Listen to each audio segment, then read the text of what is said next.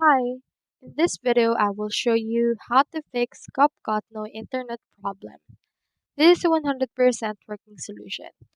As you can see, I'm having that problem right now. It constantly refreshes and it gives me this no connection option. So what we can do in order to actually fix that is to head over and then go and then sign out our actual CapCut right there. Head over and click onto your gear icon. Then from in there, make sure to clear your cache and click on confirm.